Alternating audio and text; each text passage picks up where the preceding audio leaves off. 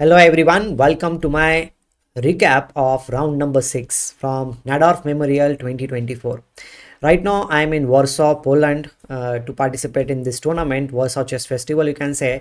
And in the round number 6 I was paired against a legendary player, Michal Krasenkow. He was at one point 2700 player and he is kind of old, you can say. He is right now 60 years old. So playing against such a strong player was a privilege for me, and I was very excited to play against him. And one thing I would like to say that he plays d4. I knew that thing, and I was kind of confused today what to do, what not to do, because he has won games in every line you can play. So of course, like 2700 player will win games in every line. So I was not understanding, but still I opted for I was black, so he started with d4. I opted for knight f6, means king's Indian defense. He played c4, g6, knight c3, and after this I played bishop g7. Although I was thinking a little bit in the opening phase what to do, what not to do properly, and he played e4, d6, and then he played knight to f3 in this position. And after knight f3 I simply castled. He played bishop a2. So I know this line that this is the main line of king's Indian defense, and I need to play something like, okay, I have already played in past e5 move, and the game has gone in many ways, but today I decided to play e5, but after delaying a little bit. So I played knight d7 first, and then he castled very quickly. Then I played e5. He was playing very fast, and then he played queen to c2. Surprisingly, like he has played more than 10 games in this particular position, and he has not even lost a single game. That is kind of amazing, I'll say. So here I decided to capture on d4. Knight captures d4, and now I played rook e8, which is normal. I'm putting some pressure on pawn on e4. He played rook to d1, and now he is going to put some pawn pressure on d6 pawn. That is what I was thinking. So here, instead of, like, I should have played c6. Like, that was the best move in the position. I need to go for c6, because if I don't go for c6, then he will be doing something in the position. Now maybe he can play bishop g5, and after that I can play a5, and knight will be jumping to c5 square at some point. d6 pawn is not that much of a big weakness, you can say. I can defend. So there were some games, but I was kind of confused what to do. So here in this position I played knight c5, which was also a decent move. It was not a bad move. f3 was played, and now again in this position I should have played c6, I think so, because I need to stop this knight's jump on b5 square, because once the knight will be coming there, then I will not be able to play c6 move. And here I made a slight maybe a little bit of inaccuracy, you can say. I played a5, which looked very decent to me, but then what happened in the game, I felt like it is not that great move, because like he played knight db5 attacking my pawn, and now I cannot push my pawn, and suddenly I was feeling very uncomfortable. I was taking a lot of time in this position, and I was not figuring out where to put the pieces properly. And earlier I had played in similar situation. I put my knight on e6, and then I was playing because bishop g5 should be stopped. But in this game somehow I did not play knight e6. I thought like, okay, I can miss knight e6 probably should have been played, but I thought that I just played my knight to c5. Again and again playing the same piece is not a great idea, and knight e6 always allows e5 move also. So I played queen e7 not to get under pressure with e5, and now after this he played bishop g5, pinning my knight, and this pin is going to be kind of dangerous for me. I need to be very careful. So knight d5 is also one of the moves which will be there in the position, and c7 pawn is also going to be under attack. And if I lose the pawn on c7, I'll be losing one of the rooks in the position. So I don't really want to do that thing, means allow that thing. So I played bishop e6, which was according to me a decent move.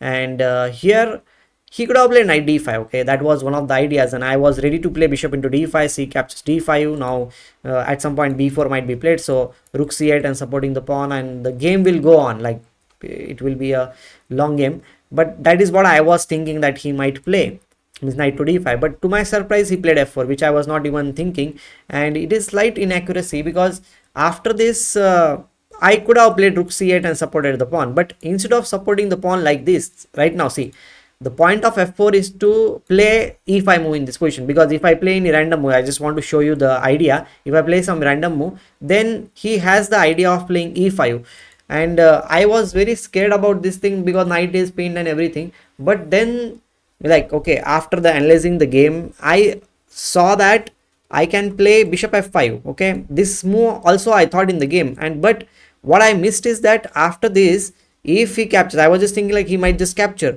but the point is after this capture, I have queen e3 check.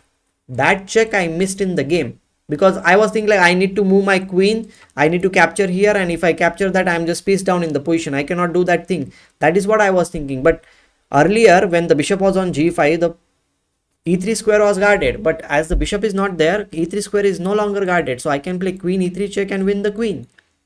I simply missed this hidden move in the position. Although this was very deep, I needed to see that the queen is coming after 4 moves in this position, which was kind of tricky, I will say. And so in order to save against this, I played knight to a6, which was okay, because the point was if he plays this thing, I have queen c5 check, and then I will be capturing the e5 pawn. Okay, that was my idea in the position. But here also bishop f5 is there, because again the same thing is there. I did not see queen e3 check is coming after this. Sorry, after this captures here, bishop means I can even play queen c5 check and then capture the queen. So again queen e3 check is always there on the board, so I simply missed that thing, so I did not do that thing. Here in this position he played f5 attacking my bishop, which was kind of dubious. I played bishop d7, which was kind of means like that is the only move which I should be playing in the position. And here he played knight d5 attacking my queen.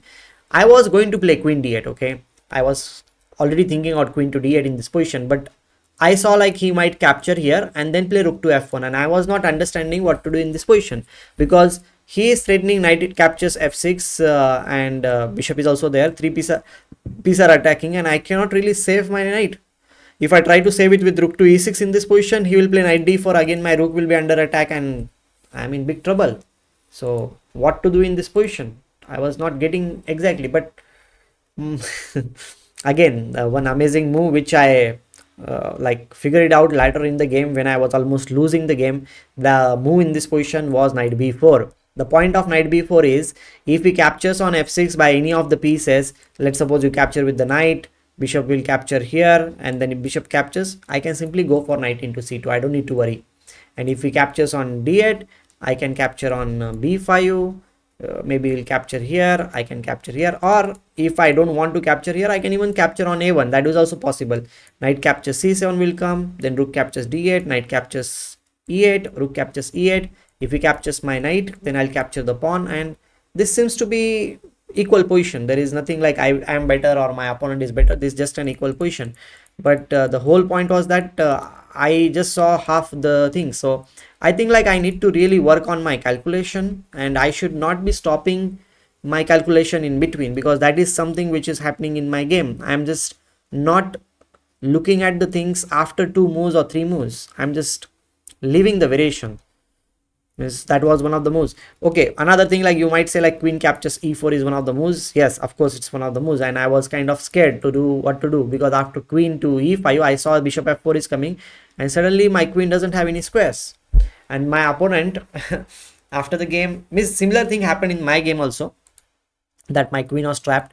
But the point is here I need to sacrifice my queen.